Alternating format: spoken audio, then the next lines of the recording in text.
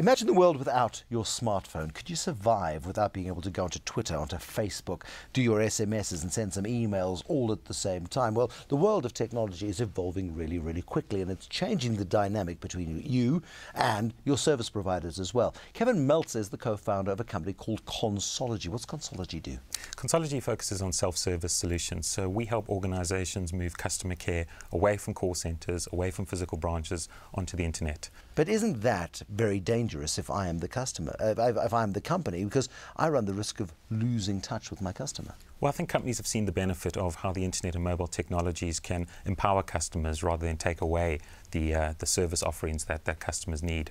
And if you look at banking and online banking, all of us used to have a love-hate relationship with our banks. It's more love now because we look after ourselves, we service ourselves. So many companies around the world are seeing the benefits of self-service technology as a way of empowering their customers and getting them to look after themselves.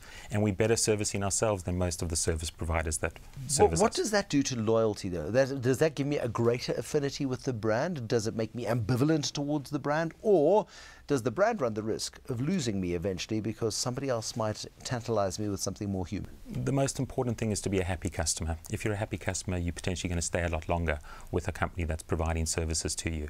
And the happiest customers are customers that do things themselves and don't have to wait in a queue or don't have to be put on hold and be told that they're very important to that company, even though they're waiting 10 minutes to receive service. Your call at 278. Your call will be answered in the We've next all heard 30 that minutes. before, and we've all been very frustrated. And those frustration levels have actually come down dramatically over the years. As we've had access to service through different channels, be it internet service or even through social networks and communicating through Twitter or Facebook with service providers and getting immediate responses, happier customers stay around a lot longer. Or customers that kind of don't even worry about your existence. They use your products, they pay their subscriptions, they pay their annuities, whatever it might be.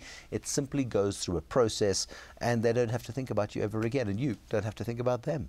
Well, that's a good and bad situation, I suppose. And I think the most important thing for customers is just a feeling of being content and happy and seeing value in the services we receive.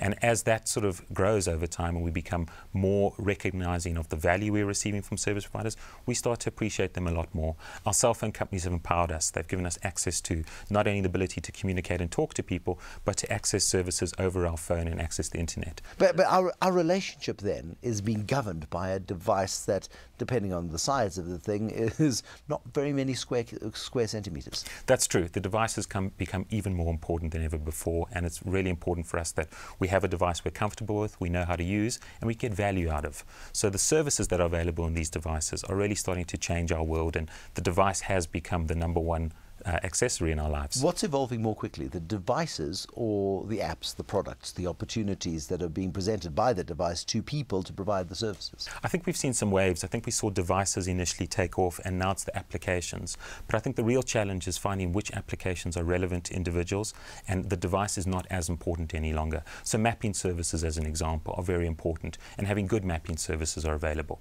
And whether it's Google Maps or it's from Apple Maps, as long as it works for us, we always choose the one that's comfortable, and we'll continue to use that. We saw the customer revolt against Apple when it dropped Google Maps. Apple was then obliged, very quickly, admittedly, to bring back Google Maps. Suddenly, the corporate competition had to be put aside because customers said, no, this far and no further. Absolutely. That was potentially the first public mistake we saw from Apple, where they took something away that customers were very passionate about, were using very well, and their product just wasn't at the level that it should have been. And what it shows you is this affinity that customers will have to using certain products, using certain services. It becomes part of their lifestyle, and it's very hard to imagine that being taken away from them. It is. I mean, you think back 5 years, sort of pre-mass smartphones. It was a very different world. Absolutely. Does this new world scare you at all, or are you one of these guys who gets terribly excited by never ever having to speak to another human being ever again? Well, actually, my background was originally from call centers, so I appreciate the fact that call centers are very important. But people typically call into call centers to complain about something, and we want to see a change in that. We want to see customers engaging for positive reasons, looking for cross-sell and upsell opportunities, looking for advice, rather than just calling into a call center to be upset about something and try and get something resolved. So I'm very much embracing where the technology is taking us and what the services are available, and these are actually life-enhancing services. Our lives have become substantially exponentially better by the use of the technologies that are around us. Define better. Well, how do you define better? Well, we all pressed for time, and we don't have the sort of luxury of time that we used to have. And it's important now that we can get things done pretty quickly. So being able to respond to an email on the go, being able to look up some news on the go, being able to make use of the time when you might be stuck in traffic, as an example, and be able to listen to a podcast or something like that.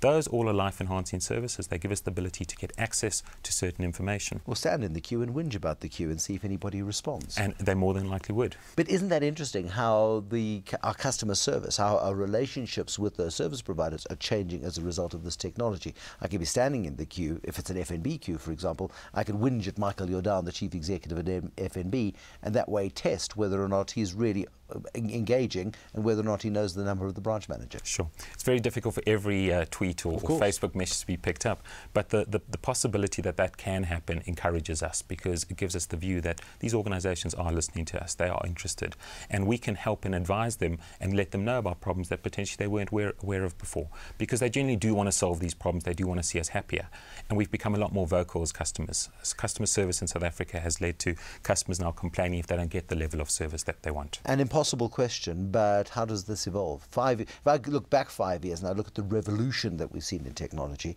I mean, does it go up 5 times in the next 5 years? I can't even picture it. Can you? I think it's about quicker kind of responses and quicker engagement.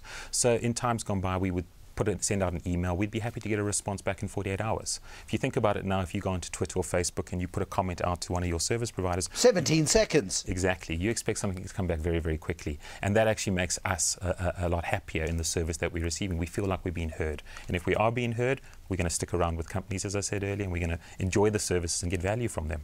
Kevin Meltzer is the co-founder of Consology, the rapid evolution and revolution in technology and how it's touching your life. Just close your eyes. Think about it for a second. 5 years ago, no smartphones. Your life depends on it now. 5 years from now, I'm a little bit afraid.